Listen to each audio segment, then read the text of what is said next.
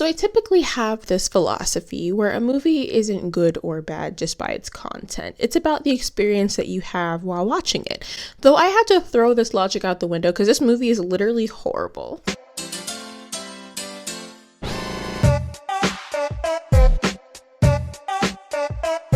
Hey guys, welcome back to my channel, and if you're new here, hi, my name is Zhariya Smith and I typically make commentary videos just like this one.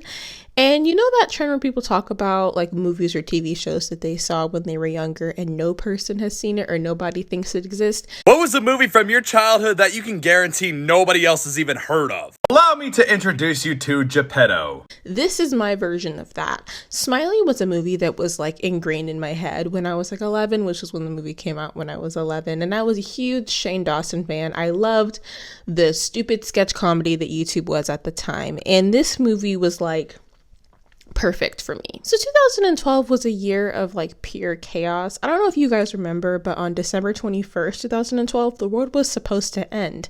And it didn't, but I actually think that it did, because if you think about it, the world descended into true chaos after this year. If you would have told 11-year-old me that I could go on Amazon Prime and I could watch a movie of Harry Styles making out with a man, or that One Direction was broken up, or that I, as a 21-year-old, saw Dan Howell doing a comedy show, I would have thought you were lying. Also, the fact that Dan even came out, and also as well as Phil, the world was just different in 2012, you know, is all I'm trying to say. And this movie is honestly such a just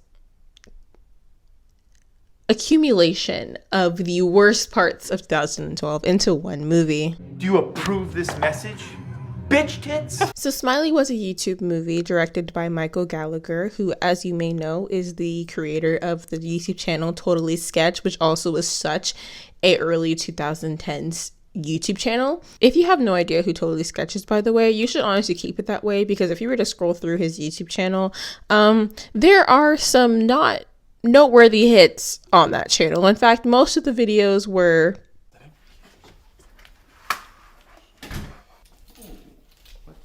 Here, 700,000 subscribers on YouTube. Someone's gonna celebrate. All right.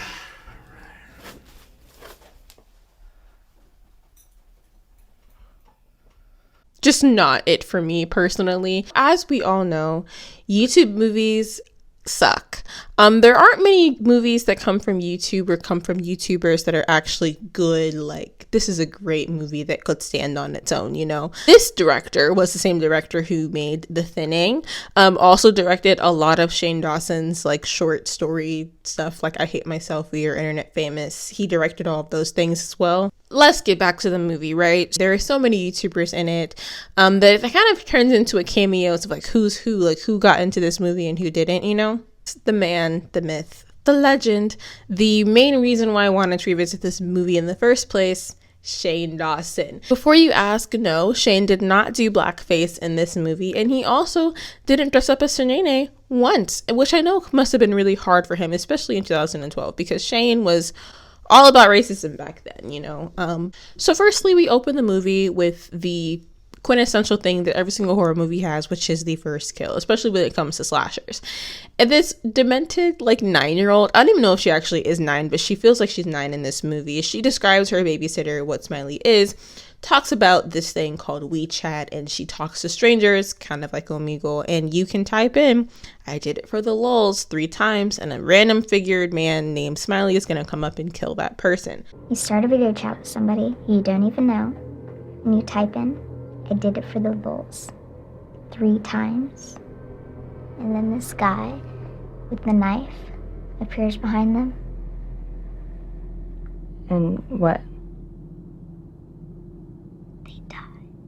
Lo and behold, our lovely little babysitter is the first victim of this entity.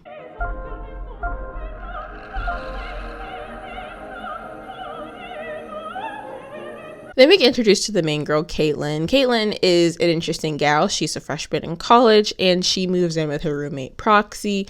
I'm fine. I know. But if you need another year at home... It won't be like last time. I'm ready for this now. Yeah, I know. we get insight into something that may have happened to her in her past. She's like, oh, nothing bad's gonna happen again. I'll be fine. For this entire video, and yes, I mean the entire video, I refer to this character as Caitlin. Her name is actually Ashley. The name of the actress, her name is Caitlin. And I don't know why I said Caitlin the entire time, but here we are. So yeah, her name is Ashley, not Caitlin. So Proxy is the typical emo roommate that any one of us has had. Very quintessential 2012. And Proxy brings Caitlin to this anonymous party. Anonymous meaning the hacker group with thousands of members that expose political figures, all of this stuff or whatever. We're talking about that anonymous. And to make it even more interesting, these people met on 4chan. When I was younger, 4chan was a website that was something you did not go on. I was told 4chan was on the dark web. I've never been on the dark web before. And 4chan was just always scary to me. So off the jump, we have these group of teenagers and some young adults who met each other on 4chan. No, look, I know them, okay? I just haven't met them in person. This guy from B invited LA people to his house for a meetup. What's B? You know, the B board on 4chan. Is that like an Asian dating site? What? Oh my god, that sounded totally racist.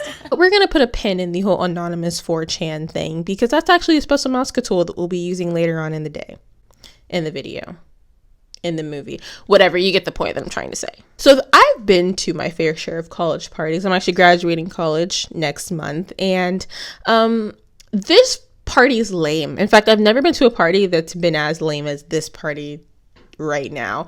But we meet the character Zane, who I guess is like the head of the 4chan group or whatever. Who's your smoking friend? Hi, I'm Ashley. Ashley, nice. I'm used to living alone, or else I'd suggest Three's Company kind of thing. There's plenty of room, especially in my bedroom.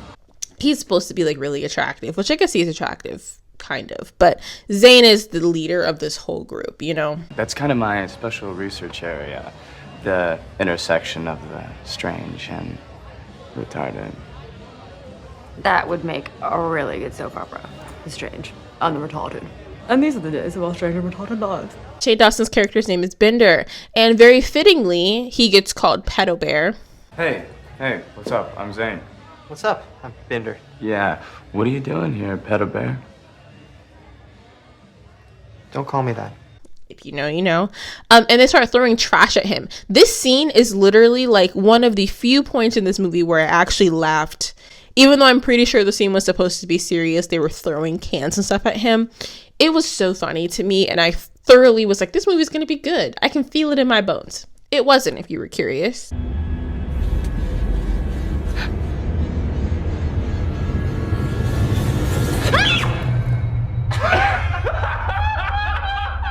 Then it gets revealed that, oh no, the man, the YouTuber Steve Green, was actually the one behind the babysitter getting killed, and Caitlin was there. They were at the party, and that was why she got stabbed, because they were showing her who Smiley was. We get re-explained who Smiley is, what he does. We talk about how they did it for the lulz, whatever. Caitlin gets completely drunk, drinking all the bottles, having fun, and I'm pretty sure I saw Shauna Malcolm in this movie for like 2 seconds as well. We get to her one class in this entire movie, which is something that I get very aggravated with whenever I see characters in like high school or in college when it comes to movies. Why is it that they only have one class? When I was a freshman, I was taking 5 classes per semester. I was at school a good chunk of my day, and these characters are only in one class and then they leave. But in this class, we meet a professor who obviously wants to sleep with Caitlin and is very weird and gives off PDF file vibes. Are you hitting on me? What? No. I wanted to know about... You're joking. Oh, no. We also have Tobuscus, who's in this movie, and he's not really an important character. He's just the little quirky guy in her ethics class, but it is really weird seeing Tobuscus talk about ethics. If you know, you know. Okay, Mark, could you please tell me why do you think that this class is a requirement? Because we have to take it? So now the killing spree is in full effect. You know, we have the next dude that gets killed, which is a friend of the group. Everyone gets spooked. This then prompts Proxy and Caitlin to do the trend themselves. They want to see Smiley in action. So they, you know, sit in the living room. They do it for the lulz. See a man get stabbed. They both scream, get all scared. Caitlin's dad calls her. She gets jump scared by Proxy. Blah, blah, blah. Whatever. We got to move the story forward. You know, this movie is like dragging for some stupid reason. They go to another party and Proxy's like, don't tell anyone that we did it for the lulz. You can't do anything. Don't say anything because we could get in trouble. Even though they're at the same party the night before where they literally as a group made a person die. But whatever, doesn't matter. It's movie logic. You know, they're talking and then Caitlin starts talking about like, oh, you see how the guy got killed? And Zane pulls her to the side. What do you know? Trying to like scare her or something. Like, I know that you did it. I know you killed my friend. Like, I know he's dead. Like, all the stuff or whatever. Seriously? What did you see? I mean, I saw the video of Kells. Yeah, and he's fucking dead, right? I mean, we're on the same page here. What else did you see? Nothing. I didn't see anything else. Caitlin gets very overwhelmed because she doesn't want to say that she did it for the lulz too, because then she doesn't want, you know, everybody to know that she killed somebody, whatever. And she runs home because she threw up and she gets attacked by Smiley. But then the next morning she gets gaslighted by Proxy saying like, oh, you're here, you're fine, you didn't get killed, your shirt's a little bit ripped, but whatever. And Proxy obviously knows something. Smiley's trying to kill me. That sucks. It's like Freddy Krueger. What? No! Last night he was really trying to kill me! Dude, what happened to your shirt? He chased me and he got me and he ripped my shirt. This is a spoiler review, by the way. I'm telling you what's going to happen, but Proxy, very obviously, there's something that she's not telling Caitlin, and she's eating the biggest bowl of cereal I've seen in my entire life. Like, who eats cereal like that? Or maybe I'm just weird, but it was a really huge, like, mixing bowl for cereal. Why is that? I just want to know. This prompts her to go to therapy. Now, we do discover that Caitlin has bipolar and she was taken off of her medication and she doesn't take it anymore. Her mom was bipolar. Apparently, her mom committed suicide. And yeah, so that's pretty much it when it comes to the anxiety situation. She gets prescribed medication and then she goes back to this class. So then this proceeds to the next scene where Zane and Proxy are almost in a way confronting Caitlin. And I guess Proxy's kind of like on the outside because they're like, you know something, you're Smiley, what did you do? And it's like obvious that they're both messing with her. Okay, what is going on? I don't know. What about you? Huh? You know what's going on? Is that a gun? Yes. Yes, this is a gun. I don't know how she didn't put two and two together, maybe because you're trying to play up that she's mentally ill and she doesn't understand and she's crazy or whatever. But for me, it was very obvious, like when he was like, what did you do? And Proxy's like, I don't know. It's very just like, whatever. But I will say something funny does happen in this scene because Zane tries describing what he does because she's like, why do you have a gun? And he's like, I'm a security professional. Roll the clip. Because I am a security professional. But I thought you went to college. Do I really seem that retarded to you? What? College is for retards. I am a security professional. Oh. Like at the mall? Fucking fuck! No! Not like at the mall. Network security. What's network security? He's a hacker. It is very funny. I laughed audibly watching that scene. So, you know, hats off to Michael for that. Caitlin then decides to go on the Walmart version of Omegle to then confront Smiley because for some reason she thinks that the supernatural entity would just be waiting on this website to talk to her. When if you think back, like if you look back to the concept of the man, he finds your IP address or he finds you based upon whatever you type on the chat. So if he's busy killing people, why would he have the time or energy to be sitting on a website and wait for you to talk to him? It doesn't make sense. This is bad. Like I have mobility. Like I could just turn around. Anyways, it's bad. It's stupid. And I don't think that like, I don't understand that concept. This then further proves that Proxy at least does something, because she was talking to her on the WeChat like, what are you doing? Why are you trying to talk to him? Isn't he trying to kill you?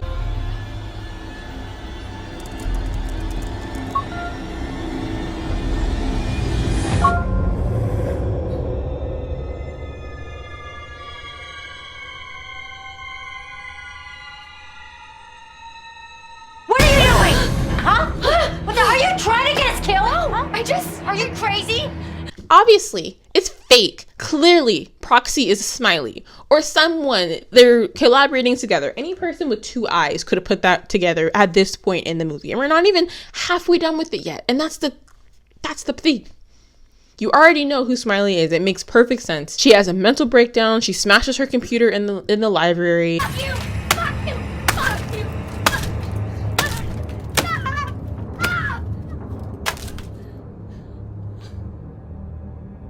Bender walks up to her as Smiley, stabs her in the arm. Not stabs, but like rubs a knife against her arm. He's like, oh, why are you jumping? I work at the library. That's why I'm here.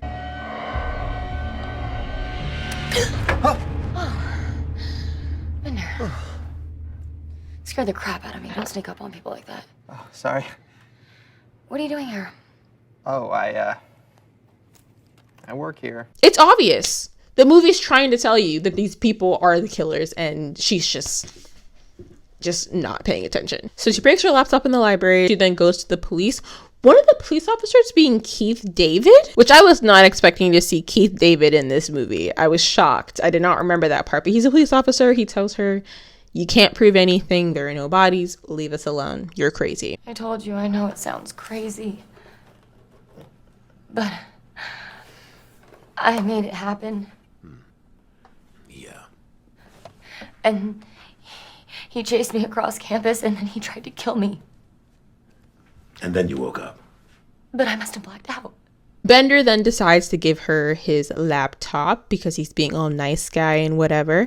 And she starts making out with him, which what I find really weird is that, I don't know if it's just me and maybe I have horrible context clues, but for me, it didn't really feel like they had much chemistry at all. I mean, she gave her his number, but he's like, yeah, we're going to be friends. And she's talking to him at the party, but obviously someone getting called a pedo bear just seems a little bit like I probably wouldn't be anywhere near him.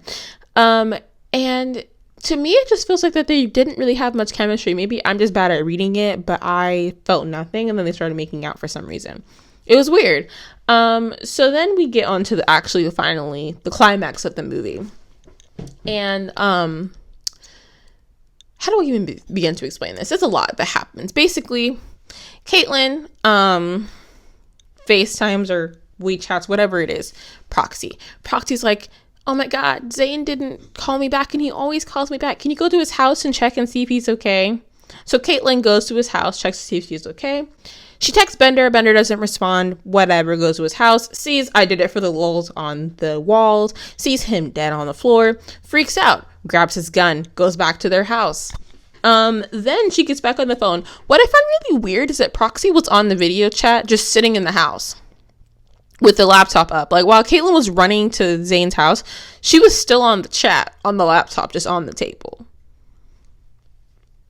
I don't understand that. But regardless, she tells her, like, we need to end this right now. So she tells she tells Proxy to type in I did it for the lulz on the thing, expecting Smiley to show up, but instead Bender shows up. And what's really weird about this scene is I find it very strange that Bender was like trying to break into the house, because if he was a normal person, he would have knocked on the door. That's what I would have done if someone texted me and asking me for something. I would have come knocked on the door. He tries to break in, gets the door open.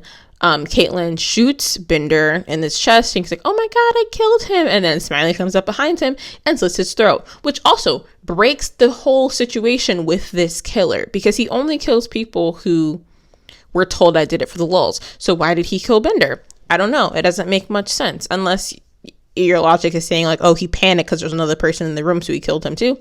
I don't get it. But regardless, she was so confident shooting Bender, but then couldn't shoot Smiley when he was downstairs. So then she runs upstairs, tries to shoot him. The gun only had one bullet in it, which is interesting. And then all of a sudden, a bunch of Smileys come out. They scare her. They scare her so much, she jumps out of the window and then dies on the concrete. Sad. But then it gets revealed the whole time it was the entire friend group, including the babysitter. And you want to know why they did this? For Anonymous. Wait, did Ashley do it on purpose? Or was it an accident? It was an accident, but we're still calling it a win for Anonymous. Not sure our hacktivist branch will condone this. Okay, you know what? Fuck those guys. They don't get to say who's anonymous and who's not. The troll army, they don't have any command or control. What? You know, like, I think about like a good like slasher movie that came out recently was like Bodies, Bodies, Bodies. I won't spoil it for you, but I think that that's a better way that you could have done a twist ending, you know? Like, it could have been something that could have just been better than like that cop out of an ending. That wasn't really the ending because, you know, they reveal whatever. Proxy's like, is she actually dead? Like, make sure. Zane's like, of course she's dead. He's like, you know, why did we do this? You're trying to figure out why the villains decided to kill Caitlin. She did nothing wrong. She was just an innocent bystander this literal entire movie. And he types in the chat, I did it for the lulz 3 times. Proxy's like, that's not funny, blah, blah, blah. And then guess who pops up behind her? That's not funny. We really killed her. Oh, come on. She killed herself.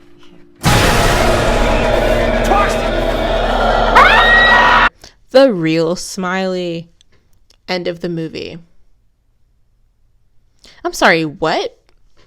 What did I just watch? I wasted 95 minutes of my life watching this movie. I'm never gonna get it back. Why?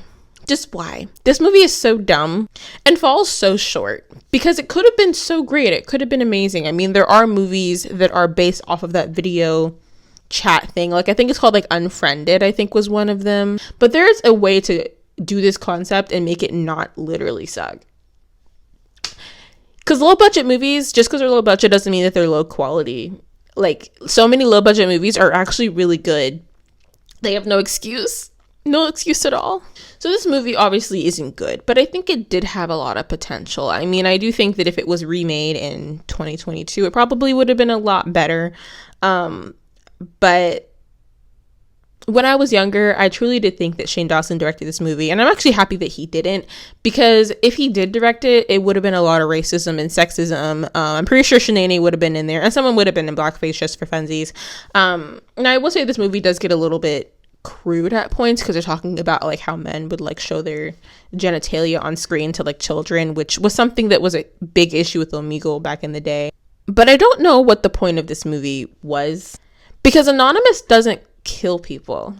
They expose politicians, they hack things, but they don't just straight up murder, or at least not that I know of, like fully publicly, you know. And Smiley, you know, I think that it was horrible, actually. I'm not even going to try to leave it on a positive note. I do desperately wish that I had the time back that I wasted on this movie. But yeah, that was Smiley, a 2012 YouTube movie starring Shane Dawson. I hope you guys liked this video, and if you did, make sure to give it a big thumbs up because it does help little channels like mine. Make sure to subscribe to me as well. It would be really great. The year is ending, and I would like to end this year with perhaps 9,000 subscribers, maybe 10. Probably not 10, but 9,000 subscribers would be nice. And yeah, I guess make sure to stay happy, stay healthy, and stay safe, and I will catch you guys in the next video. Bye guys.